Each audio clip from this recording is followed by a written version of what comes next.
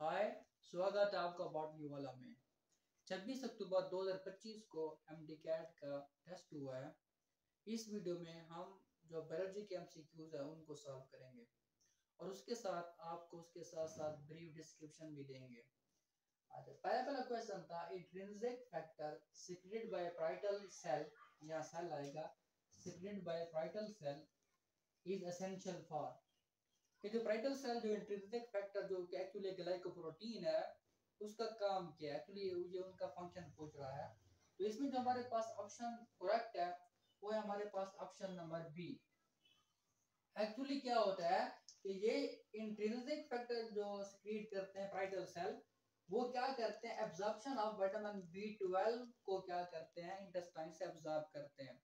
Actually intrinsic factor ये कुछ glycoprotein होती है जो विटामिन बी के साथ बाइंड होके एब्जॉर्प्शन करवाती है स्मॉल इंटेस्टाइन से। तो पहला जो क्वेश्चन था उसका जो आंसर है वो बी है। दूसरा क्वेश्चन था the delta cell in the islets of Langerhans creates.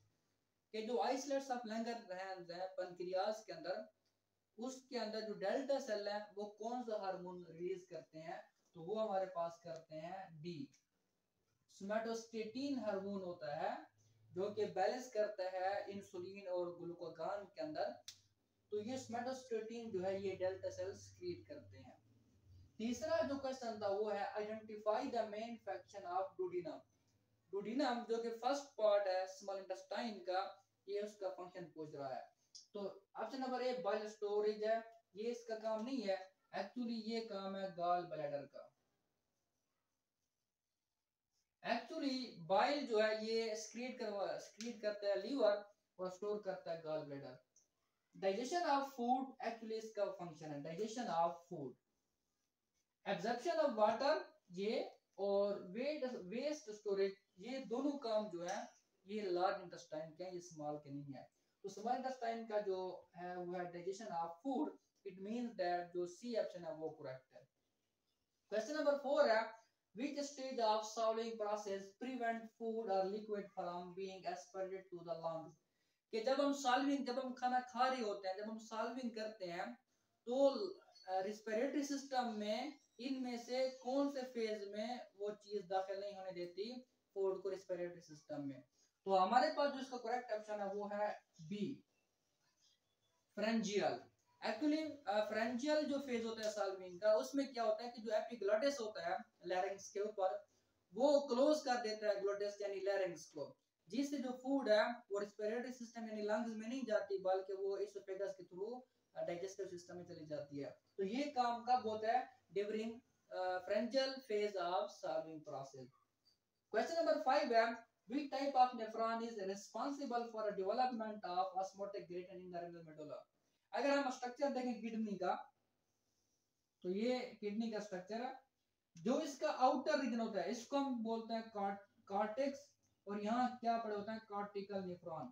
जो इनर पोर्शन है इसको हम बोलते हैं मेडुला।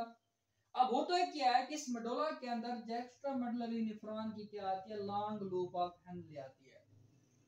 जेक्स्ट्रा मेडुलरी नेफ्रॉन की लॉन्ग लूप ऑफ हेनली क्या करती है, ऑस्मोटिक ग्रेडियंट डेवलप करती है किडनी के अंदर। इसलिए जो हमारे पास इसका राइट ऑप्शन होगा वो सी होगा कि जेक्स्ट्रा मेडुलरी नेफ्रॉन ही क्या करते हैं, ऑस्मोटिक ग्रेडियंट करवाते हैं। क्वेश्चन नंबर 6 है which of the following best describe how the distal convoluted tubule contribute the regulation of blood pH in the body। कि इनमें से कौन पीएच को मेंटेन करता है। तो याद रखिएगा पीएच मेंटेनेंस का जो काम है ब्लड के अंदर वो डिस्टल कन्वोल्यूटेड ट्यूब्यूल का है, और ये क्या करते हैं, एक्टिव सिक्रीशन करते हैं हाइड्रोजन आयन की फिल्ट्रेट से। तो इस तरीके से ये ब्लड की क्या करते हैं, पीएच को मेंटेन करते हैं। सो जो हमारा राइट ऑप्शन है वो है बी। क्वेश्चन नंबर 7 हमारे पास है the sodium potassium pump in distal convoluted tubules are activated bye.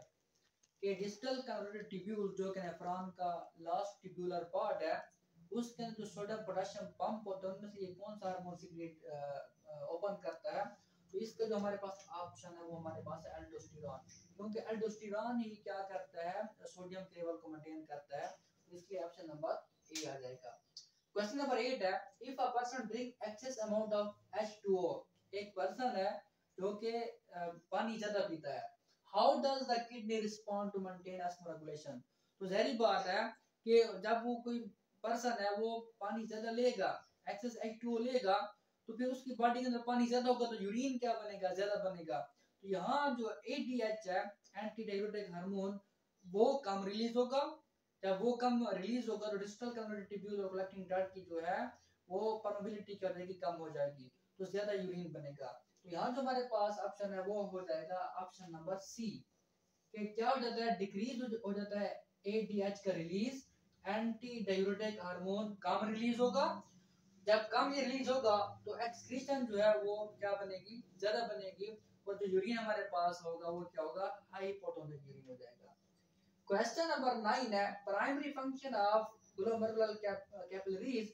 तो कैपिलरीज का काम ये है कि वो क्या करती है, फिल्ट्रेशन करती है ब्लड की, और क्या बनाएगी, ग्लोमेरुलर फिल्ट्रेट। तो इसलिए जो हमारे पास इसका जो राइट ऑप्शन है वो सी है, कि ये क्या करवाएगी, फिल्ट्रेशन करवाएगी ब्लड की, और उसके नतीजे में वो मेन कैप्सूल के अंदर क्या बनेगा, ग्लोमेरुलर फिल्ट्रेट बनेगा।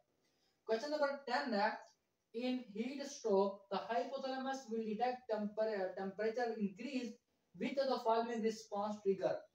कि जब बहुत ज्यादा गर्मी होती है तो टेम्परेचर क्या होगा, इंक्रीज होगा, तो इसको डिटेक्ट करेगा हाइपोथैलेमस। तो फिर वो कौन सा इंसान की बॉडी के अंदर रिस्पांस को इनिशिएट करेगा, तो जहरी बात है वो क्या करेगा, वाइजोडाइलेशन। जब वाइजोडाइलेशन होगी तो इसके नतीजे में जो ब्लड है वो ज्यादा फ्लो करेगा ब्लड वेसल्स की तरफ। जब ब्लड ज्यादा फ्लो करेगा तो हीट निकलेगी, जब हीट निकलेगी तो स्वेटिंग होगी।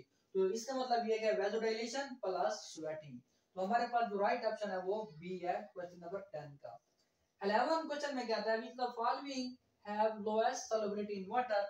ये आसान सा क्वेश्चन है, और इसका जो हमारे पास ऑप्शन है वो है यूरिक एसिड। कि यूरिक एसिड की जो सॉल्युबिलिटी है वो सबसे कम है as compared to other nitrogenous waste। Question number 12 में, by nature human excretory system, कि ह्यूमन एक्सक्रीटरी सिस्टम क्या है, तो ये हमारे पास यूरियोटाइलिक है, क्योंकि हम यूरिया जो है यूरिया एक्सक्रीट करते हैं यूरिन, तो इसलिए हमारे पास क्या है इसका right option, option number C. Question number 12 है, hyperparathyroidism may lead to the formation। कि ये किडनी स्टोन है, इसमें से हाइपर पैराथायरॉयडिज्म की वजह से कौन सा स्टोन बनेगा, याद रखिएगा हाइपर पैराथायरॉयडिज्म की वजह से बोन्स की क्या होती है, ब्रेक होती है, उससे कैल्शियम और फास्फेट निकलते हैं। जाहिर बात है कि कौन सा स्टोन बनेगा, कैल्शियम फास्फेट। हमारे पास जो राइट ऑप्शन है वो है ऑप्शन